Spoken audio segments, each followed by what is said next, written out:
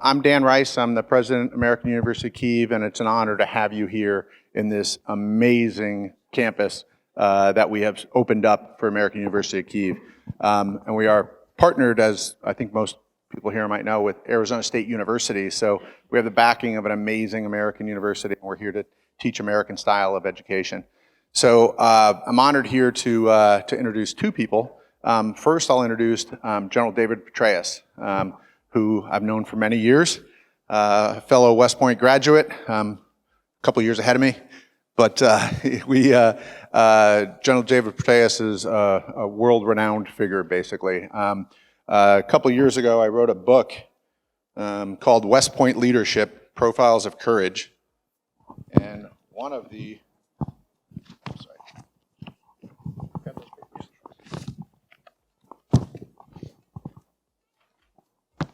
one of the people I featured was General David Petraeus. He is one of the most prominent West Point graduates living today, and his story is quite amazing. We could take the whole hour up explaining it here, but I won't. I'll go over a couple of highlights. But General Petraeus, when he graduated, he was a distinguished graduate of West Point in 1974. He went to Ranger School and was the #1 Ranger in Ranger School. And the #3 Ranger is here today, Fred Polk. There he is, his classmate, General Petraeus. Thank you, Fred. And General Petraeus went on to an incredible career commanding at every level, from platoon all the way to combatant commander. He's the only living American to command 2 wars. He commanded both the Iraq War and the Afghanistan War. And then, as if that wasn't enough, he went on to command as director of the Central Intelligence Agency, the CIA. He's now responsible for the KKR Institute and a partner at KKR, one of the leading private equity firms in the world. He is a leading figure on national security in the United States, and to have him here meeting with the president and then meeting with key figures is an amazing experience. And so I won't shortchange you of the opportunity to hear from General Petraeus. I'd like to introduce General David Petraeus. Thank you very much. And the university here has just some amazing students that are part of our curriculum, both in the bachelor's program and in the master's program. And today, for the interview, we'd like to have one of our students who's in our master's program, Colonel Dmytro Kralo, who actually served with General Petraeus in Iraq as a Ukrainian colonel in the multinational forces in Iraq. So they've served together in combat as comrades, and now I introduce Colonel to actually do the interview. Thanks. Ladies and gentlemen, my pleasure. As you already know, we met with my commander in Iraq again after almost 15 years, sir. My pleasure. My honor to be here, my honor to be student of our university, and I know time is critical, so sir, table is yours. Well, look, let me just start by saying it really is a privilege to be here for me. What you left out is the affinity that I have for the world of academia. Because along the way, the Army allowed me to go to graduate school. I was able to complete a PhD at Princeton, and then also taught international relations and economics at West Point. And then since leaving government over the last decade, I've had about at least 4 academic appointments. Right now, I'm the Kissinger Fellow at Yale and a lecturer and teach a course in the spring on great power rivalries, how appropriate that is to what's going on here, unfortunately. But also was a fellow at Harvard, had a chair at the University of Southern California. I taught once a week at the Honors College of the City University of New York. So I really love this environment. I'm very, very pleased to see the American University of Kyiv developing the way that it is. I'm really pleased that Dan has agreed to take on yet another task in his very impressive life. As the president of this university. I think the university is incredibly fortunate to have him at the helm and to have the others who are around him, who I was privileged to meet when we came in here today. This is very exciting. I've visited American universities literally around the world. Sadly, one of those that we supported very, very actively, the American University of Afghanistan, obviously had to displace and close the campus that we built there.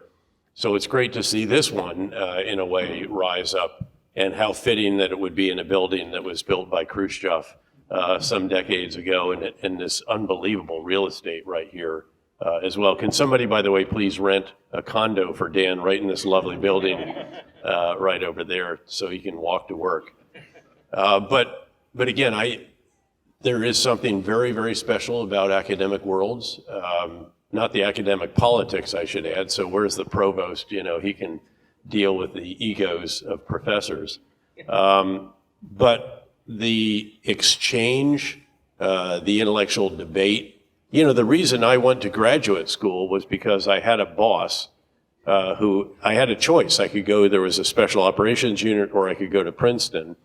And he actually, he was a very, he'd taught at West Point as well. He'd written 3 books. And he asked me, young infantry officer, had I ever thought about raising my intellectual sights farther than the range of an M60 machine gun?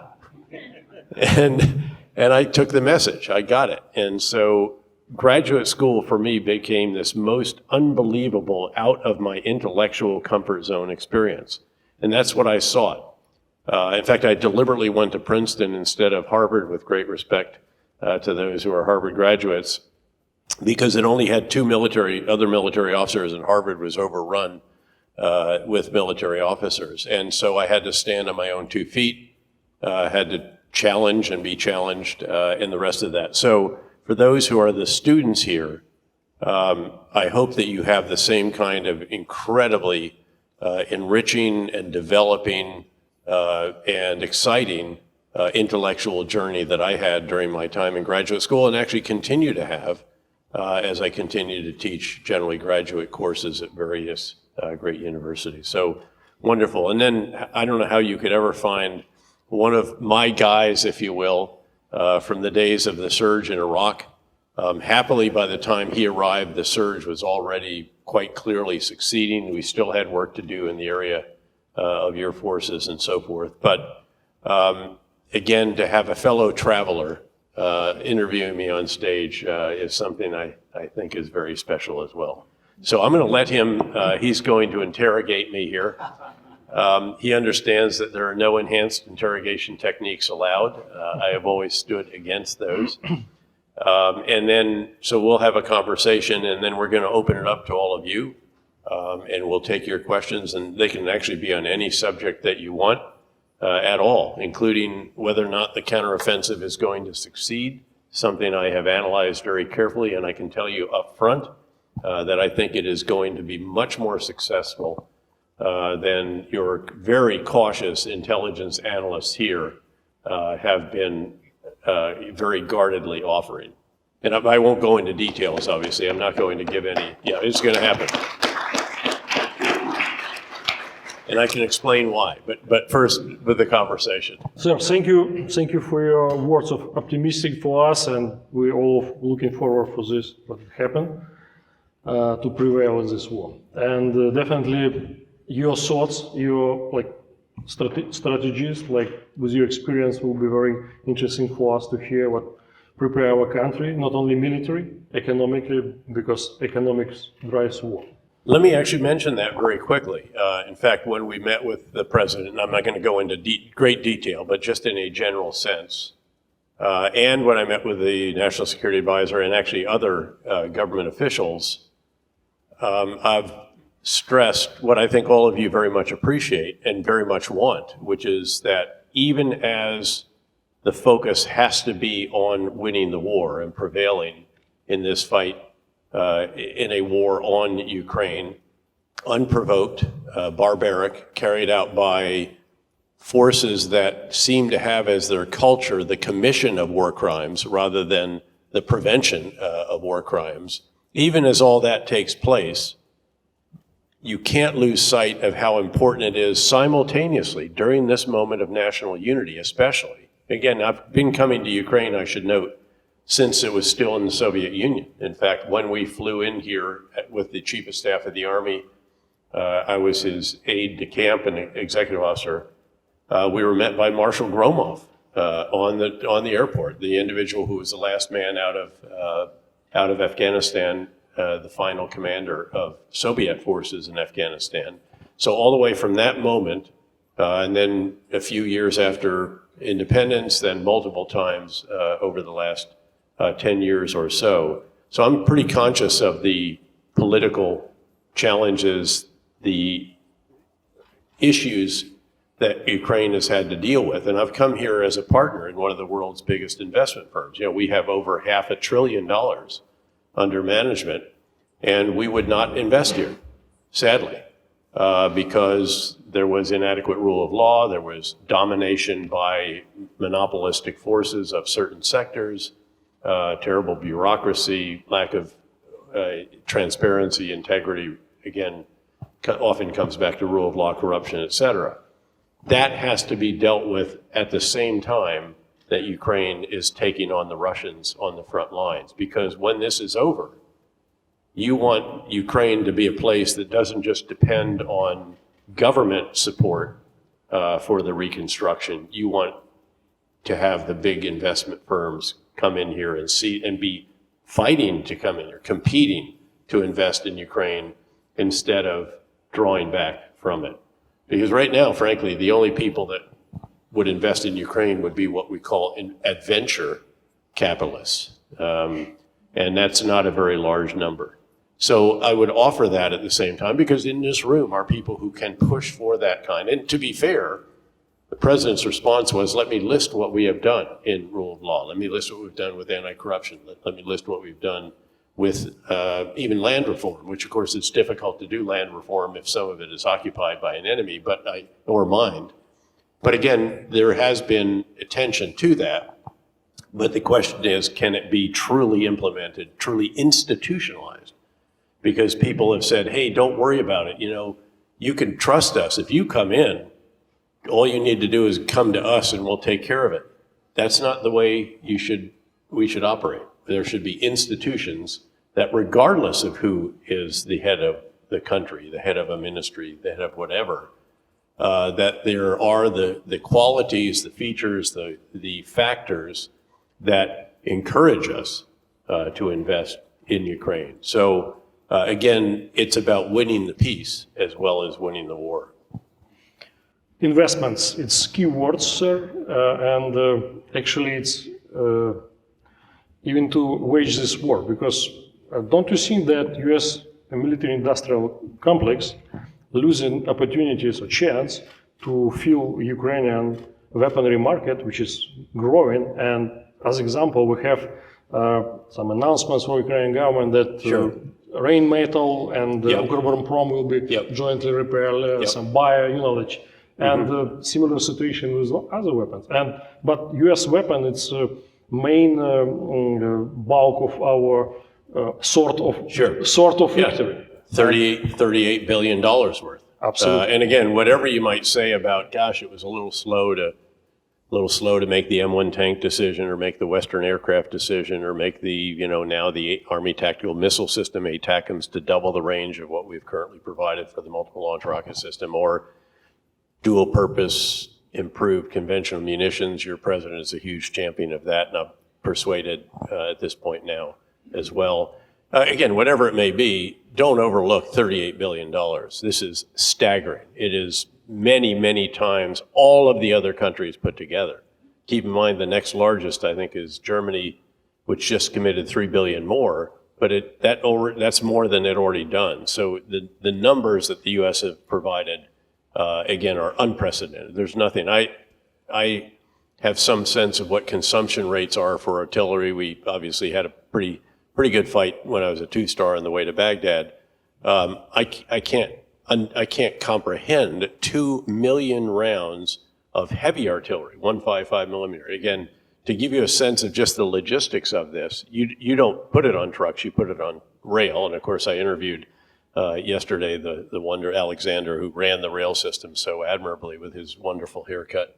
I've never seen a mohawk with a ponytail, actually. It was quite fashionable. I'm thinking about it myself. But he's really, truly an extraordinary strategic leader. I mean, this guy oozes leader. It's just amazing. And now he's the minister for sort of strategic industries. Again, don't discount, again, what the United States has done. And to be fair, again, the president and everyone else always starts out by thanking, but then, of course, does say, but what about this or what about that? And also, frankly, now, what about NATO membership? And I think it's very, very important. And one of the messages I'll be taking home is that at the Vilnius summit on 11 July, there has to be something more concrete than has been provided on NATO membership. And hopefully by that point in time, we'll see the early signs of the success of the counteroffensive. And I can tell you, nothing succeeds like success. Having commanded the surge, which barely, almost was defunded. We were 1 or 2 senators away from that war being constrained. Came back after 6 months, had a very tough confirmation hearing, although they did just about all vote to confirm. Came back after 6 months, violence is down by 45%. Well, okay, we'll give you another 6 months. And then violence is down by 80%, ultimately down by nearly 90%. And then all of a sudden it turned out that they were all supporting the surge in the first place. So again, the strategic significance of this globally, of course, I know is not lost on you. Look, the first thing we need to do in the United States and really the rest of the Western world is increase our own military industrial complex. I mean, that is the huge, I go to the Munich Security Conference every year. The big message from this Munich Security Conference was that the major nations of NATO all recognize that we've got to multiply by many times the amounts of 155 millimeter howitzer and all these others. And we're getting on with that. As to, again, investment and so forth, undoubtedly there are missed opportunities. I agree with that. And I'm delighted to see that Rheinmetall is coming here. Our system's a little bit different, frankly. The government has less control over it, and certainly we're not in, these are not state-owned enterprises. They have challenges, just like KKR does. Everybody would come up to me and say, hey, you should be investing in this, this, and this. Say, look, we're managing people's pension funds. Again, over 500 billion of them.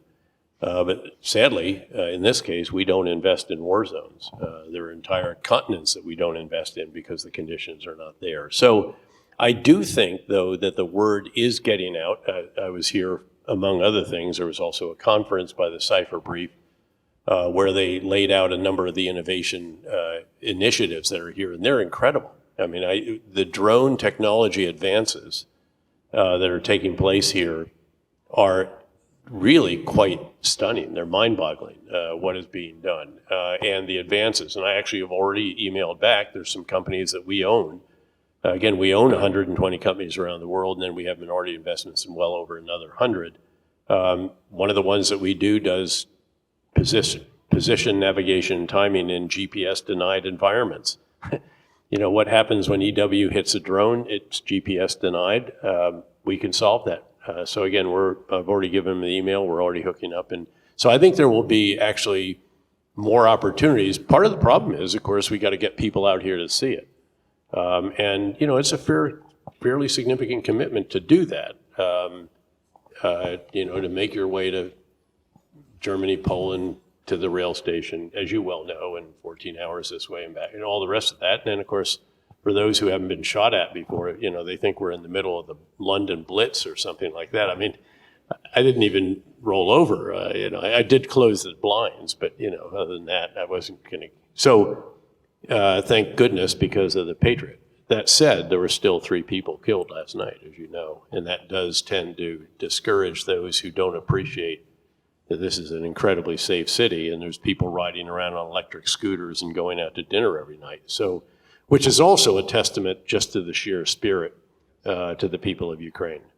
You're not going to let the enemy disrupt your activities. It's been very heartening to see how many people have come back. So again, this is, I think we have to expose it. Dan and others actually are very good at communicating opportunities. And again, I'll be doing some of that when I get back as well. But, we've committed a whole week of my time here, which is a fairly big deal for, what it is that we do and the tempo and the travel that we normally do around the world. But we'll also be back in September for the Yalta Economic Summit in hopes that this is the last year that it will be held in Kyiv and that it can go back to where I first participated in it in 2013, which was in Yalta. Sir, if I may, I just propose questions to our audience. Sure. Because my 2 By all wishes means. already gone. This is your chance. You can ask. I think, by the way, in all due respect, it's not just the only American to command two wars. I don't know of anyone else alive who's commanded two wars, with great respect to maybe the Russians or some others. Please, right there. But you have to smile. This is a happy occasion. I will start with gentlemen. Okay. Okay. Hi, my name is Konstantin. I'm a student of MGM program here in AUK, Masters Global Management. Yeah, it's really great opportunity and honor to speak with you. And thank you for your service, first of all. And I have a couple of questions. The first one is about the, what do you think about this rise in tensions between the Taliban and Iran? And let me answer them one at a time.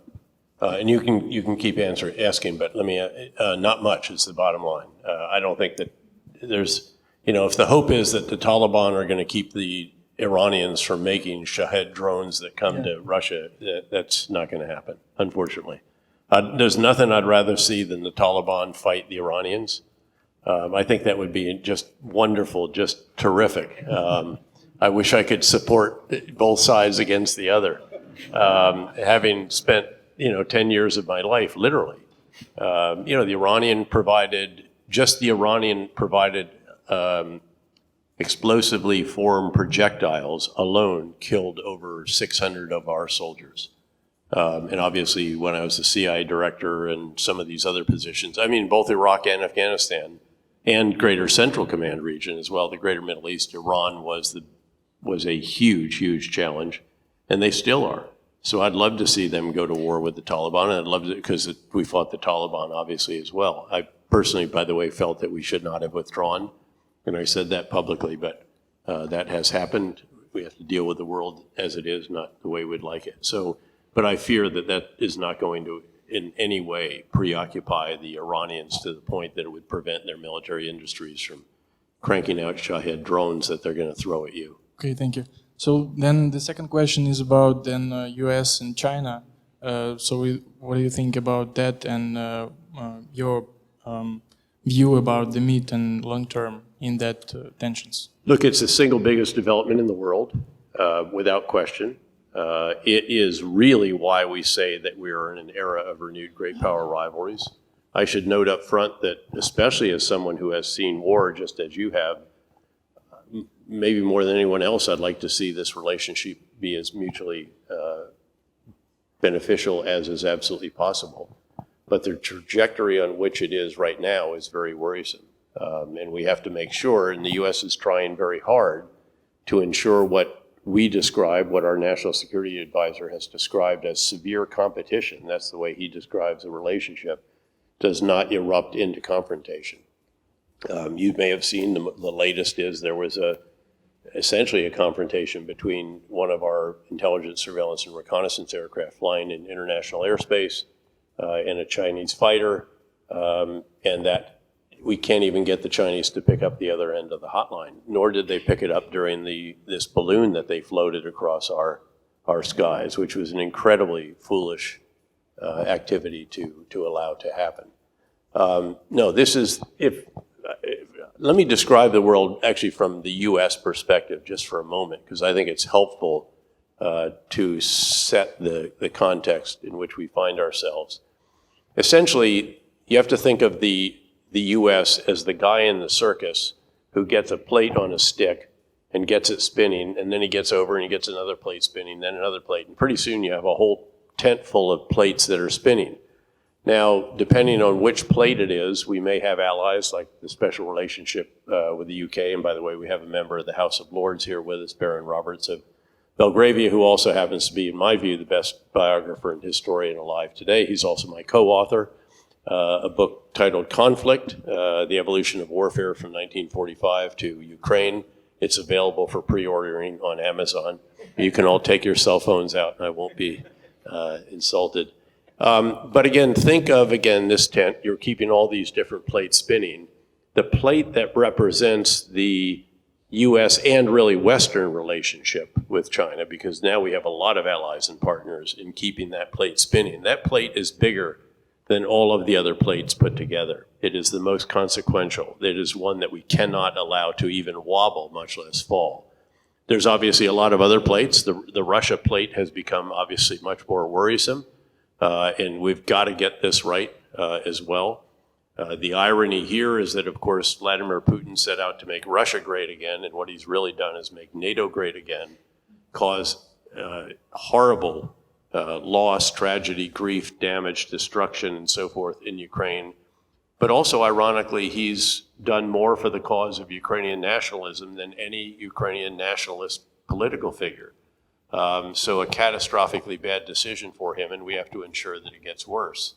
But that plate has to be kept spinning. There's various aspects to it. There are still Islamist extremist groups that would be represented by small plates. We have to keep an eye and pressure on them. Obviously, you have the North Korea challenge is still there. We still have to ensure deterrence is very strong there. By the way, with respect to China, it's all about deterrence, and deterrence is a product of two factors, two elements: the potential adversary's assessment of your capabilities on the one hand, and of your willingness to employ them on the other. We have to ensure there's no doubt about either of those, and we're working very hard to do that together with allies and the partners in the region and also more broadly. And there's a variety of other plates. There's cyber threats of their nation state. There are terrorist cyber actors. There, the Islamic State had a cyber caliphate for a while. And we have to keep an eye on them. Al-Qaeda still does exist, the Islamic State in various places, Al-Shabaab and others. I could walk you around the world in that regard. Frankly, domestic populism, I think, is a threat to the Western world when you see how it manifests itself in a place like Hungary in particular. But there are others as well. These are essentially democratically elected illiberal leaders and who have used the powers of their office to then drive down any institutions that might oppose them, freedom of the press, the courts, and so forth. There are other countries in Europe that you can think of as well, I'm sure that you're well aware of and may even share a border with that have some issues in that regard. So again, I can keep walking you around the world. There's other issues that might rise to this level. Probably various elements of climate change deserve to be represented by various plates. I offer that because that's the context in which what we discuss here should continually be placed, even as you rightly are riveted on really just one of those plates, which is, of course, Russia and the war that it has inflicted on you. But by the way, this, of course, is your war of independence. You clearly recognize that. The entire country has mobilized. Again, as I mentioned, this is a moment of national unity.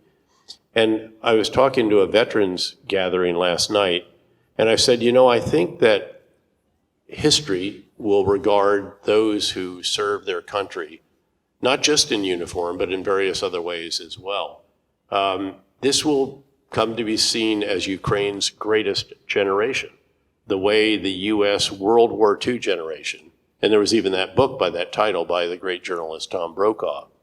And it will not just be by what the members of this generation do in winning the war and liberating your soil, but also by what you do to build the new country, because that's what really distinguished America's greatest generation. They went home from Germany and Japan and the Pacific and Southern Europe and Africa, and they went back and built the greatest country in the world. And I think you're going to see the same thing here. And by the way, this institution can be a very, very big piece of this. And you've got a really entrepreneurial individual who's going to latch on to all kinds of different opportunities, tied in with the Arizona State University, which has Harlan Crow, who's maybe the most innovative school president, university president in America. He's also the chairman of the board of InQtel, the CIA-funded venture capital firm, all publicly known. An extraordinary individual. And I think that what is the potential here is very substantial. But next question, please. Yeah, thank you, General. We'll The last question from my side is about the future of Ukraine. So what do you think, or can you describe, for example, the main steps after the Ukraine win. Yeah, sure, I can actually. I mean, I've hinted at these. Yeah, in Yep. terms of military defense, maybe here in Ukraine and in the region, but not only the NATO question, but except that. I think you have to get, the let's EU put it this question way, as well. yeah. I think there's every predisposition right now for a path to EU membership. Keep in mind, there are gates that Ukraine will have to pass through, and we have seen countries that are theoretically on a path to EU membership, such as Bosnia, which have not advanced down that path. We had a big investment in the former Yugoslavia. It was $1.5 billion in telecommunications. I played a very significant role in that. In part because I knew the countries out there. I'd spent a year chasing war criminals and terrorists and others out there as a one-star general before the whole Iraq and Afghanistan thing kicked off, and knew how to deal with them, frankly. So I know Serbia very well. Serbia has not moved down that path. I know President Vučić, in fact, from when he was the deputy prime minister. By the way, we did sell it for $2 billion as well, but so this is, again, the way I was going to start that question, by the way. Are there any economists in here? So, I mean, every economics student or professor knows that the way to answer any question is always by saying, it depends. It depends, and it does depend. And then, the good economist will list the factors or the elements on which it depends, and then maybe speculate about the coefficient in front of each one. In other words, which elements or factors are the most important. And I listed those already. I mean, the question is, can these legislative initiatives, that many of which have actually been passed, again, on rule of law, on anti-corruption, on specific reforms, on government efficiency, integrity, transparency, et cetera, all the issues that you've dealt with, the role of, again, oligarchs or monopolistic powers, can these be dealt with? And the extent to which they are dealt with will determine whether this enormous potential, a country that has very well-educated people, a lot of engineers, a lot of IT people. I mentioned we would not invest in Ukraine, but we had at least several thousand employees of our companies, because we own a lot of companies in Europe, who are actually working from Ukraine. They were doing a lot of virtual IT stuff and so forth. By the way, one of them we had to persuade, I think it was in Kharkiv, that, you know what, you're pretty close to the border, and you may not think this thing's going to happen, because we actually warned them all the way back in 2014, and it just didn't get up that far. But I said, this time you've got to have a car packed. You have to have a location to which you're going to go. And, you can keep your toothbrush out, but that's it. And the moment they come across the border, take that toothbrush, get in that car, and head out, a female. And that plan actually worked, but it took a lot of persuasion because there were a lot of folks that were in denial about whether this was really going to happen. So again, I think the future can be, hopefully will be, extraordinary, because all the elements are here, I think, that you look for, but they have to be institutionalized. These, again, initiatives have to truly be operationalized. And you aren't going to get the major investors. There's only 4 or 5 or 6 companies like ours in the world. They're not going to come in unless we're not going to depend on an individual being in a position. We're going to depend on institutions being in place and practices. So, and again, you all will have an opportunity to contribute to this. And I hope that you will. And I hope that, again, maybe there can be initiatives here that can actually look at these different issues, see how the government is coming along, hold the government to account on them, partner with others in Kyiv in particular, but elsewhere in the country, on monitoring how this is going, and again, respectfully, politely, but persistently, holding their feet to the fire. Thank you. Right here? Oh, okay. Sorry, you take charge. Yeah, General. Taras Dumic, and it was a pleasure meeting you. I'm also a student of global management, and I'm a lawyer. And I'm happy to let you know that actually 1 month ahead of the war, before it started, we started working on a project of KKR, which involved Ukraine. It was a global project, and in the area of renewable energy. Mm-hmm.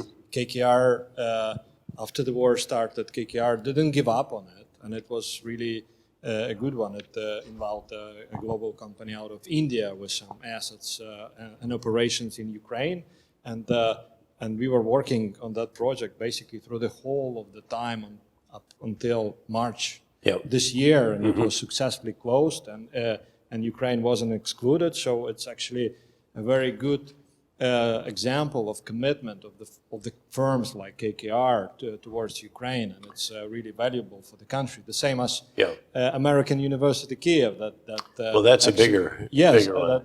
that open up. And to be fair, before I pat myself too vigorously on the back, in all honesty, again, we're investing in a company in India. And again, what they choose to do, frankly, is generally up to them. I mean, we typically will put the chairman of the board, but again, they had the courage to do that. Yes. We supported them in doing that. They'd figured out how to do it. They laid it out. Seemed quite reasonable. Yes, and actually, so your colleagues were quite well aware. Was this the impact fund, by the way? No, it was Hero Energy. So. No, I'm sorry. I'm trying to remember which pool of money we used, because we have different funds for different. I think it was an impact fund. Could be global impact. Okay. That I don't know. Don't worry. But you know, you basically when you were speaking, you basically predicted most of the questions that I had. But the one that I really wanted to ask you is, our government and president has been talking a lot to firms like KKR, for example. There have been active talks with BlackRock and the like, and we see that those funds are staying committed to help Ukraine, to work with Ukrainian government. And I wonder, actually, what way should they communicate? What way you would recommend Mr. Fink or other executives to communicate with our president and our government so they would deliver during the war? Because this war is not just the atrocity warfare from the side of from Russia, but it's also attrition warfare for Ukraine. Yes. So there are certain things that we could do even during the war. Well, this is my point. Exactly. I mean, this is exactly my point. That you don't wait until you win the war, of course, to implement the reforms. By the way, once the war is won, the national unity may not actually be preserved. I mean, there are going to be political figures that are going to run for office, and they may not be from the same party. And, this party may come back. And I mean, I thought it was wonderful to see former President Poroshenko handing out AK-47s in the first day, because of course he was an opponent of the current president. But again, after the war's over, I think all of that unity stuff might sort of gradually dissipate. This is my point, that use the moment of national unity. Exactly. And actually, it will happen. Always turn a crisis into an opportunity. Never let a crisis go to waste. And you've got the biggest crisis of your independent lifetime, your independent history. And again, this is going to be looked back on as the war of independence for Ukraine, the greatest generation. But once the war is over, you're going to see political division again. So the time to do those reforms is now. And the key is, again, don't just vote for them, operationalize them, institutionalize them. That's the key for a firm like us. There's a couple of firms that are so large. BlackRock, keep in mind, is not a private equity firm. They're a retail, the biggest of, I think they may have literally the biggest pool of capital of that type anywhere in the world. And so they may have, a little here and a little there. They can go out and pursue those kinds of investment. We can't do that. I mean, this is, again, people's pension funds. We don't have huge other, and so we have a fiduciary responsibility. And much as everybody wants to do good, we have to do well, because you can't do good for very long if you don't continue to do well. People will say, well, it's great, nice to see you helping, but your return was only 2%, so these guys got 15%, so really great, congratulations, and they give the money to the competition. So that's the dynamic that is here. I would also note that I'm not sure that we all have the right model in mind. I've rebuilt a couple of countries too, especially Iraq during the surge. I mean, we had massive resources. in part because once we got the Iraqi electrical grid repaired and got megawatts added to it, I learned more about generating electricity and high tension wires and, you know, getting things back up and all the rest of that. And then could get the oil production back up. We were generating nearly $100 billion just in oil revenue alone.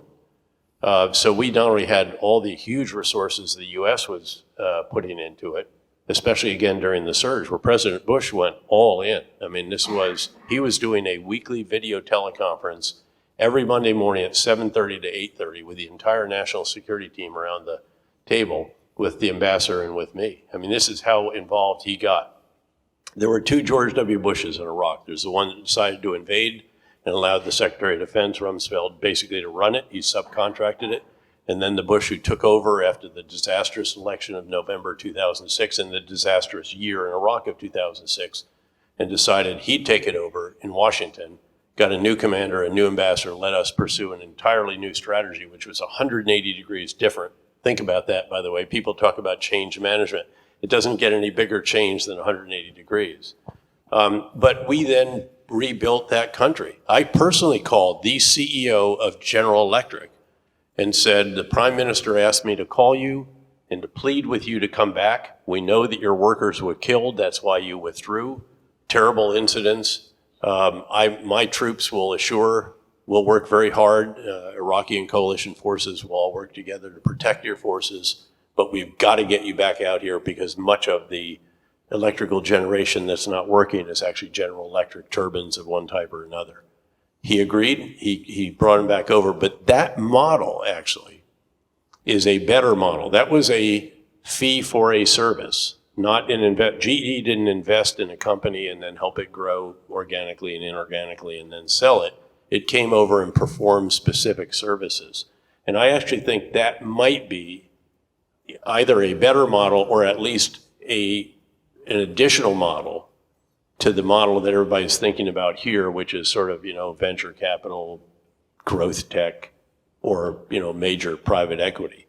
Because I don't think you're going to see the major private equity firms come in here. Again, the massive companies like BlackRock will come out and do some, but that's almost, you know, we all do a certain amount of good work. And when you have trillions of dollars under management, many, many trillions, you can actually, you know, round off a zero here and there and give some to Ukraine. That's not the option, not as likely an option for the mainstream investment companies. So I think you have to always get the, you know, strategic leadership, by the way, Dan, you're now a strategic leader. Maybe for the first time, well, theater leader development, I guess, no, but this is a big enterprise. A strategic leader has to perform 4 tasks and continue to do them right. Got to get the big ideas right, the overall strategy, and there's lots of little elements of that, including just, you know, what's our culture going to be? What's the mission going to be? Actually, it's back over there, I think. Then you got to communicate that effectively through breadth and depth of the organization. You remember how we did it in Iraq. I mean, there's a campaign, there's a mission statement. I changed it in the first couple of days. Then there's the base campaign plan. Then there's all the annexes. Then there's my own counterinsurgency guidance. I mean, all this, that's just internal. You also have to communicate to your stakeholders, to your donors, to the government, to students, everyone. Professors, by the way, especially, don't ever forget the professors. They're very sensitive. And then you have to oversee the implementation of the big ideas. This is what we normally think of as leadership. This is the example, the energy, the metrics, you know, and really drilling those to show whether you're winning or losing. You know, how do we know? It's the hiring and the firing. It's the inspiration. It's the incentivization. So that's what, again, we normally think of. And then there's a task that's often overlooked that has to be performed formally. You literally have to have these action forcing mechanisms on your battle rhythm, because one of the tasks is also to determine, how do I spend my time? What are the recurring events? What do I do every day of the week? The battlefield update and analysis. What do we do a few times a week? Go on patrol with the unit. What do we do once a week? Video conference with the president, then one with the Secretary of Defense, the Prime Minister's national security meeting, you know, on and on, bi-weekly, monthly, quarterly, 6-hour command review. And on that, you have to have events that require you to sit down and to determine how you need to refine the big ideas and do it again. By the way, if you don't get that fourth task right, you end up like Kodak, which had 2,000 patents on digital photography. 2,000 patents on digital photography.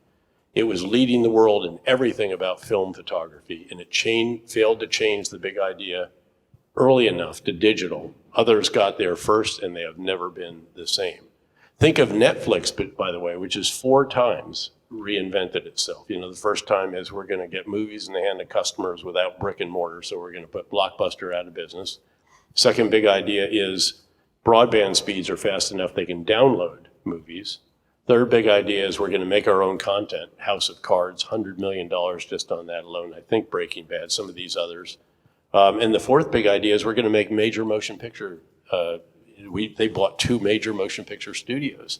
Now, I did talk to Reed Hastings, the CEO, and I did have to express my disbelief that Brad Pitt was such a poor choice to play General Stan McChrystal that, you know, I couldn't believe that he didn't play me. But anyway, you sort of get the idea here. But there's big strategic leadership here when we're talking about, again, the big ideas for Ukraine. And we've hit on a lot of these. The question is, again, is there a real... I've laid this out, by the way. There's a website at Harvard, at the Belfer Center, that we built when I was a fellow, and one of the projects that we had. And it lays out these 4 tasks, because I used this intellectual construct explicitly, really during the 3-star job that I had back in the States when we overhauled every aspect of doctrine, organization, training, leader development, and so forth, to prepare people to go back to Iraq. Then went over and actually implemented that doctrine in the counterinsurgency field manual. And again, we sat down. So I had action forcing mechanisms that required me to make decisions. And also in our culture, we explicitly said that the side that adapts the fastest in this kind of conflict is going to win. So how do we ensure that we have a culture of learning?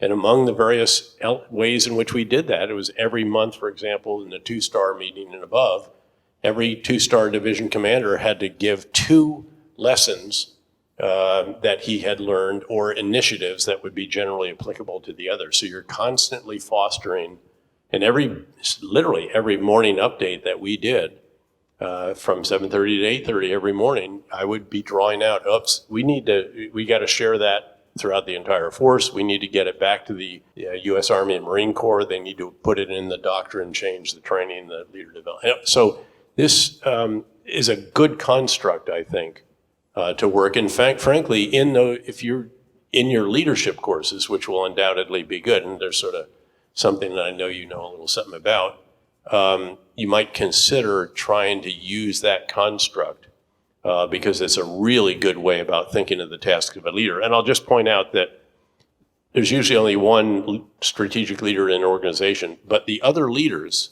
below that strategic leader, or the co-leaders, we actually have co-CEOs, below that, everybody else still has to perform these 4. The difference is that they perform this first task in particular with the biggest of the big ideas already selected. So you're doing it within the confines or the constraints or again, the decisions that have been made by the strategic leader, who, by the way, in the best way that you develop big ideas is that it is open, it's transparent, it's inclusive, and it's generally iterative, because I never was able to get hit on the head by Newton's apple fully formed if I sat under the right tree. I always got hit on the head by a seed of a big idea, and then you shape it into a big idea iteratively with lots of folks involved. Thanks for starting that long discussion. Thank you. Well, actually, you've rightly mentioned the importance of institutionalization and the roles of institutions.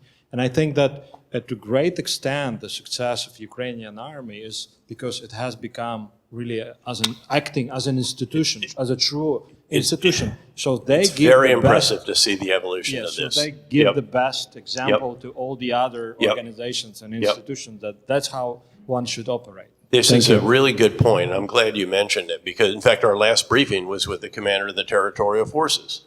Look, your territorial forces right now are 3 times the size of the entire British Army. And they started from just a bunch of people, again, getting together in a park, sort of learning how to pull a trigger, or not even pull a trigger, just how to handle it. And then over the course of 15 months, here we are with 130,000 forces spread all around the country, and increasingly building all these different branches of arms and everything else, and institutionalizing it. Now there are there's a basic course, there's a sergeant's course, there's a lieutenant's course, there's a captain's course. All of that. That's how you do this. We have in the U.S. Army, at least, we have an acronym. We have acronyms for everything, of course, but one of them is DOTLM. And so the way to think about how you institutionalize something is you capture it doctrinally. In other words, it gets into your field manuals, into your policies, your practices, your, again, campaign plans, and that's how you communicate it as well. There's organizational structure and design is another element. How you train and what you train on, and the context in which we were carrying out counterinsurgency on a massive scale in Iraq, and we were still training people out at the National Training Center for tank on tank. I mean, the insurgents didn't have any tanks. They had a lot of improvised explosive devices and suicide bombers, but not tanks. So we had to overhaul how we trained our forces. You have to therefore overhaul leader development to incorporate the doctrine that you're now emphasizing. There's also issues about other personnel issues and then facilities and so forth to enable that. That's how you have to think about institutionalizing. And by the way, one of the ways in which we facilitated, because I'd been in the 3-star job in the Army that controlled all of these, we called it the engine of change for our Army. I did 1 hour every month, a video conference back to the guy who replaced me, so that I could offer, here's what you need to change in doctrine, organizational design, training, because it's not enough just to learn it on the battlefield. You have to get it back into the school system and the institutional elements of the Army, and also we did with the Marine Corps as well. Other questions? Yep, right there. Yeah, thanks. This is last question. Because We can take a couple more if Dan, because I've been sadly a little bit more winded, but please. Yeah, my name is Volodymyr and I serve with the Territorial Defense Forces. Yep. Going back to the doctrine, it might seem too early, but post-Ukrainian victory, have you given a thought about what Ukrainian structure of defense and security structures might look like to offer that inoffensive deterrence capabilities to keep the Russian imperial ambitions at bay? Yeah, I think there are actually, with respect, there are actually bigger issues in a lot of. I mean, that is an issue that has to be addressed, and just think about the structure. I must confess that I was telling Lord Roberts here, the member of the House of Lords, that you're building these huge structures. You're not going to keep those huge structures, clearly, and so you've got to think about that as you go along. There's going to have to be some efficiencies and so forth, but the biggest issue on which this depends is NATO membership. I personally think that NATO membership is as inevitable as was the decision on Western aircraft, the decision on, all these others that we have delayed and then we finally do it. There's almost a process. Ukraine says, could we have, again, tanks? Oh, no, that would be provocative. Well, I mean, look, how much more, what could you provoke? I mean, they're throwing everything at the country right now, and they're not going to do the unthinkable, I should note. And then, you go back and forth, and then other countries weigh in, and then usually the UK says, okay, we'll give them tanks, but it's a small number, and then finally the US says yes, and now all of a sudden, you get the industrial strength support. So I think we'll see something similar. What we need to get at Vilnius, on 11 July, as I mentioned, is something that's fairly concrete. It's not going to be membership while the war is going on, I think, understandably. But I think Henry Kissinger captured it best of all, and he said that NATO's security now is going to rest on Ukraine.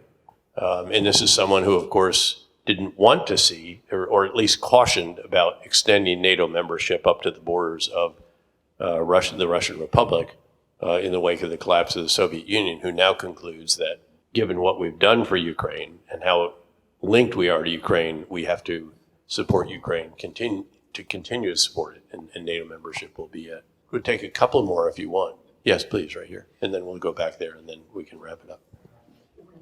Ukrainian National News Agency, Evgeny Matyushenko. Okay. Just have a couple about the war, more practical ones. Sure. Well, first of all, we're seeing that Russia has a bit changed its tactics of striking our territory. they've been using ballistics lately, and frankly speaking, the population here in Kyiv and in other cities are tense. They stressed Sure. out Oh, because should be. the overnight attacks are Sure. constant. Yep. So, and we just heard a spokesman for the Air Force Command who said that we have obligations before our international partners not to strike Russian territory, not to strike those Iskander launchers. Do you think that those latest developments would lead to any change in the posture of our allies, our partners, about our use of Western weapons? Or maybe you think there will be some other capabilities delivered to Ukraine to try to address this latest problem? I think, to get right to the answer, actually, that Ukraine will develop capabilities indigenously that will enable it over time to deal with that threat. I think it is not unreasonable, at least at this point still, and there can always be an evolution in Western thinking, to restrict the longer range capabilities that are provided to Ukrainian soil. And frankly, your president publicly has said repeatedly that he won't use Western systems on Russian soil. That said, there's never been a restriction on what Ukraine produces itself. And I don't want to speculate about where the drones have come from that are mysteriously appearing over the night skies in Moscow.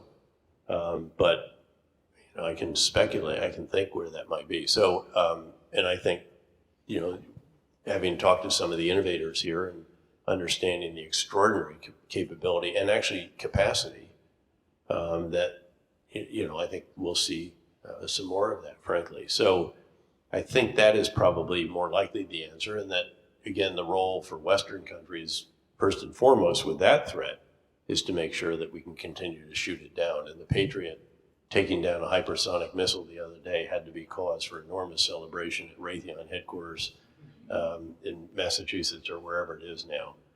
We were jokingly saying, you know, normally when you know, say a celebrity tests something, you know, and it works really well, and then the celebrity gets a free, you know, for the rest of his life, he gets a free supply of that particular item. Raytheon should be giving a free supply of Patriot missiles to Ukraine because it's the best test bed and advertisement they could have possibly had. So I think we have to continue. And in that regard, you will have seen that just in the last 24 hours, the U.S. committed yet another $300 million, which, as I mentioned, takes us to just about $38 billion just with this administration, with very strong congressional support, of course, because, of course, it's Congress that authorizes and appropriates the funds for these uses. It's the executive branch that executes them and also asks for them. So I think that's how I would describe my sense of the sentiment on this right now. Look, I've sat at the real Situation Room table in the White House a lot. It's a lot tougher to sit there and feel the weight of responsibility than it is to sit up here and sort of, you know, second guess or that kind of thing. And I think we want our leaders to be prudent and cautious. We have seen some examples of what happens when they are not, frankly. And we've learned tough lessons in the two wars that I was privileged to command. So I think, again, that's sort of how I would come at that answer. Is that okay? Yeah, sure. And just one more, the last one, Sure. if I can. Yep. Speaking organizationally about Russia's war machine, we're seeing a larger prominence of Mr. Prigozhin and his Wagner Group lately. We've been seeing how they try to dominate the information space and trying to, you know, claim those little gains that they have in the east of Ukraine over the past months. So do you think that Russia has realized that their regular army is failing and that they're using this private military machine to sort of enhance their capabilities, and at least in front of their own audiences, like to claim that we do have some guys who can do stuff at the front line? Or maybe it's just a testament to the fact that their army is a failure? What is your opinion on that? I think that Gerasimov and Shoigu are looking for any capability they can possibly find that could actually gain some ground against increasingly professional, skilled, and well-equipped Ukrainian forces. But of course, the Wagner Group has been rendered essentially combat ineffective. They have ground that organization into the mud of Bakhmut, into the urban setting of Bakhmut. They have lost together with the other Russian forces. And of course, keep in mind, this is no longer a coherent force. This is Russian regular army forces that are no longer the original units they were. They've been replaced several times. They're not coherent, cohesive, trained, equipped, et cetera. There's a lot of them still. There's 400,000 nearly of all, overall. You have these different private military companies. There's maybe, depending on your accounting rules, 7 or 8 of them. Certainly Wagner is the most prominent of those. But Wagner is being pulled out of Bakhmut right now. They're being replaced by other forces. You have the Chechens. They're trying to get Kadyrov back into the fight. He's actually been hanging out in the rear areas. It's only several thousand. It's not a large force, though. You have special operations forces that are no longer special because they've been used as light infantry and lost the capabilities that they had. You have maritime, marine, and naval forces that are on the ground. You have the Donetsk and Luhansk, People's Republic militias, the LNR and DNR. All of this. And by the way, they've been churning the commanders of this stuff about every 3 months as well. These are the reasons. They also don't have large reserves. And these are the reasons that I think when these new armor brigades are largely equipped with Western tanks and infantry fighting vehicles generate combined arms effects, that they are going to bring about the collapse, the crumbling at the very least, and very likely the collapse of Russian forces. Certainly in the areas where they attack. And then the question is, can you get that portion of that front moving? Can you get the Russians having to react? And because they don't have large reserves, once those have been committed, you have to thin out the lines on other sides, and then that opens up opportunities. And that's why I do think this is going to happen. And I think that there's going to be considerable success. Once again, though, it depends, and there's a number of factors on which it will depend in the end. And certainly, yes, these are new units, and so we'll have, when the bullets begin to fly, we'll see the quality of the training, I believe, will show. Experienced leaders, of course, but again, a lot of new soldiers in these formations that have been trained in training centers, the U.S. training centers in Germany, UK, Eastern Poland, et cetera. And I think they're going to acquit themselves exceedingly well, and that they're going to perform better than most of the cautious analysts on CNN and even in most intelligence services. Because again, in the intelligence business, you learn early on you can never go wrong by being a pessimist. So one last question back there. So I thought somebody had a microphone back there. Oh, maybe they pulled it away. Hi, my name is Max. I'm a lawyer by training, but I volunteered to What join. is it with all the lawyers in this country? You're almost as bad as the U.S. And so I volunteered to join the military. So now I'm in active military. And here is my question: Are you in the regular army or the territorial? Regular army? Okay, great. And how do you think do we hack this war? I mean, Russians have more manpower, more rifles, machine guns, howitzers, mortars, tanks. Is there anything? Do you think we can do to anything asymmetric we can do to tip the scales in our favor? Well, I think first there's a lot, and I think actually the Ukrainian military is doing a lot of that and helping others to do that. I mean, these attacks in Belgorod by the Legion and these other elements presumably are a good diversion area. I mean, they're actually striking fear in the heart of the governor of Belgorod wants the Russian military to come to the rescue. Well, there's not much Russian military that's not already committed here. Again, we can speculate about the drone attacks in Moscow that showed the weaknesses in some of the air defenses there and so forth, but there's plenty of other activity that's going on throughout. At the end of the day, an awful lot of this was going to come down to a soldier who knows what he's fighting for, and it's for the country's independence and survival, and versus a bunch of conscripts who aren't sure what they're fighting for, really don't want to be there, are treated very poorly by their leaders. You know the Russian style of leadership, which is very abusive. It's very top-down. It does not prize initiative. And you're part of a military that now is beginning to promote initiative in the way that we sought to in the U.S. Army. As you will remember, in the counterinsurgency guidance, one of the admonitions said, promote initiative. In the absence of orders, figure out what they should have been and execute aggressively. If you have that kind of soldier who's well-equipped, well-trained, incredibly motivated, as we've seen repeatedly since the beginning of this war, that is the ultimate force multiplier. And I think you've got actually many, many more than many hundreds of thousands of those individuals who are in the uniform of your country right now. And I'm proud that you are doing that too. Thanks for that.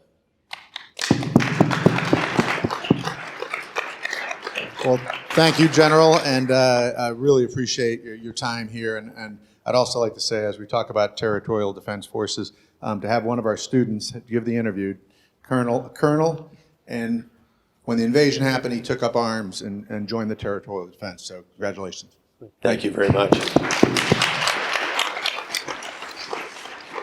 So we really appreciate everybody being here on site, in person. Beautiful day in Kyiv. And we are really looking forward to having many more of these talks. When the university opened, we started these talks, AUK Talks, online, virtually. This is, I think, the 22nd we've done. And we've had some amazing speakers, but it is such an honor to have General Petraeus here. He's a world leader. He's advising many world leaders. He's met with the leadership of, I don't know how many countries, sir, probably 40 or 50 countries at least. More than that, just in the coalition. Trust me. And to have him here and be able to open up this discussion to everybody is just fascinating. You know, what we're trying to do here at American University Kyiv, we're trying to bring two great countries together in our way to bring American education to transform Ukrainian education. And we think it's transformational in nature. And so we're excited to bring the two countries together, two great brands together, and to have General Petraeus come represent not only America, but all allies that he has represented is just a great honor. So thank you, sir. Well, I thank you. And by the way, you know, the American way of education might learn a little something from the Ukrainian way of education as well. But thank you. It's been a privilege to be with you all. Congratulations on all that you have achieved, all that you've endured, all that you've sacrificed over the last 15 months. Slava Ukraini.